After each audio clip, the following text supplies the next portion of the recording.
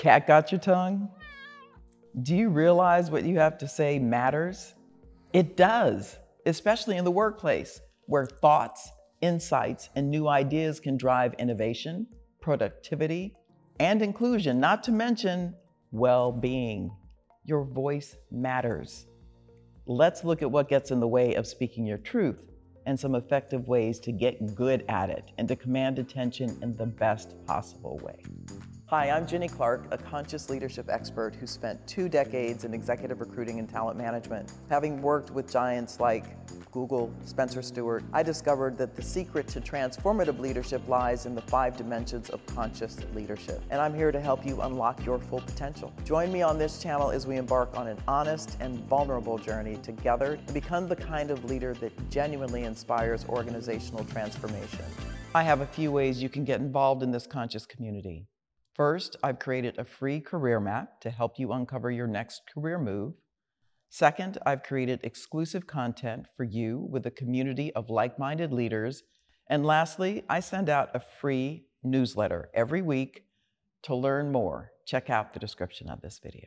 Instead of a personal story, I'm going to break this discussion into 3 parts. First, we'll start by looking at why you might shy away from speaking up.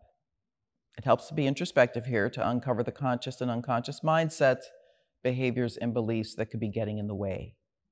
Part 2, I'll share what I think is one of the most powerful tools in any career arsenal that is too rarely developed and used: your narrative.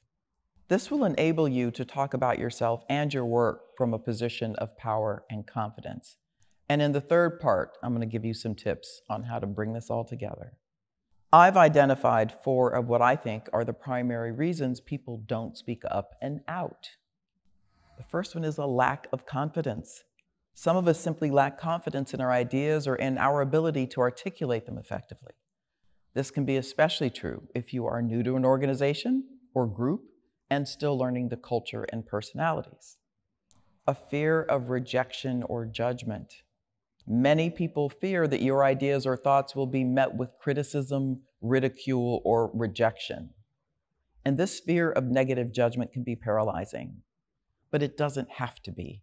The fear may or may not be rational, as it is based on past experiences, but it can certainly impede progress. Conflict avoidance. Too many of us want to avoid conflict or uncomfortable situations. You might fear that your speaking your mind will lead to disagreements, tension, or confrontation, which could be mentally and emotionally draining. You might worry about harming relationships, jeopardizing your job security, or facing other negative repercussions. Cultural and social norms. Societal norms and workplace cultures can sometimes discourage open and candid communication. In some cultures or environments, speaking out of turn or against the status quo may be seen as insubordination. Think about which of these reasons resonate most with you. In the lessons, we'll address how to mitigate, even eliminate them, to get you speaking up more comfortably. Part 2. You might know that I've developed a leadership framework called 5th Dimensional Leadership. I have a podcast by that name, and though not currently in production, it's still available on the major platforms. I also taught a live online course on the 5 dimensions last year that I'll be making available asynchronously this year. The 5 dimensions of the framework are: know yourself, speak your truth, inspire love, expand consciousness, and activate mastery. I want to talk today about you speaking your truth at home and at work.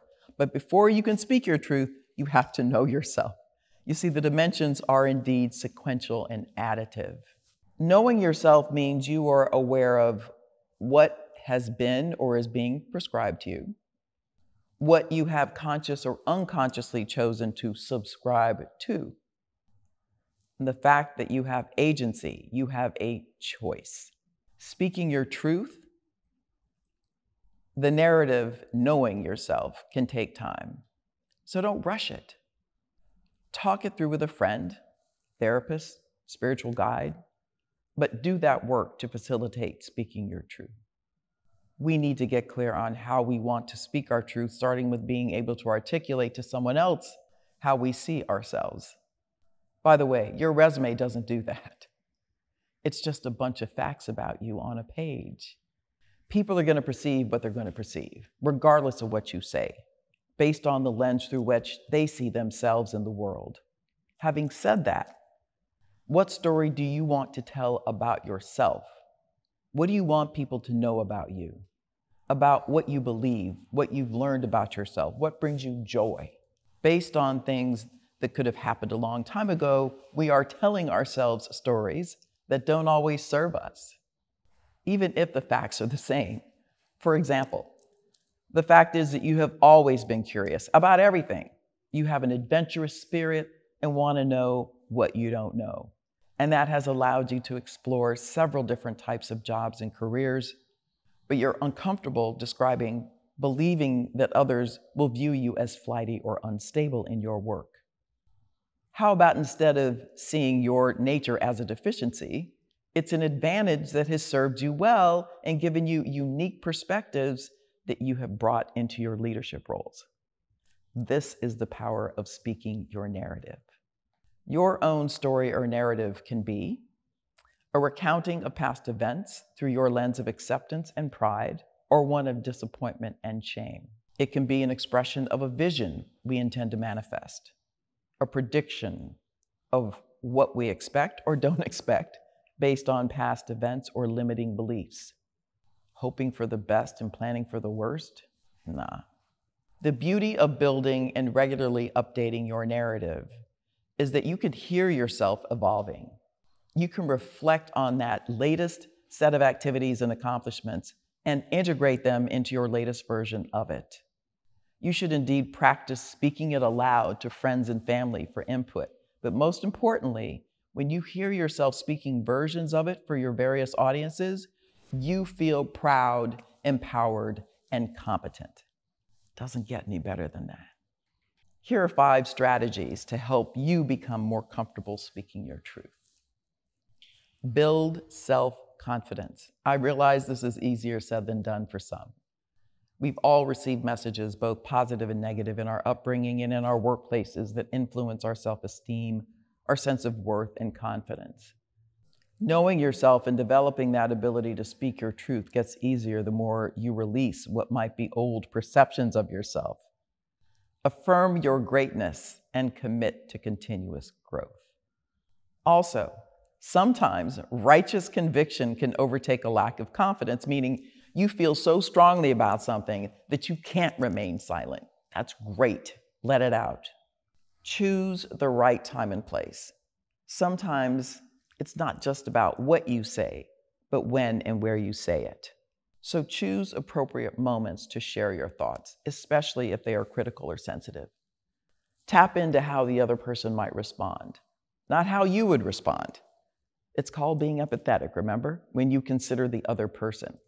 Also consider and express your intention in what you're saying. For example, I'm not sure if you're aware that the announcement you just made in the staff meeting yesterday left a lot of people feeling uncomfortable, even demoralized.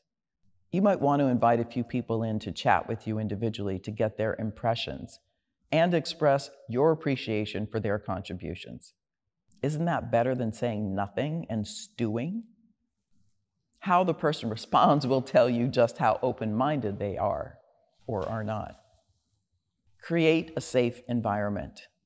Encourage an open and non-judgmental workplace culture where different perspectives are indeed valued.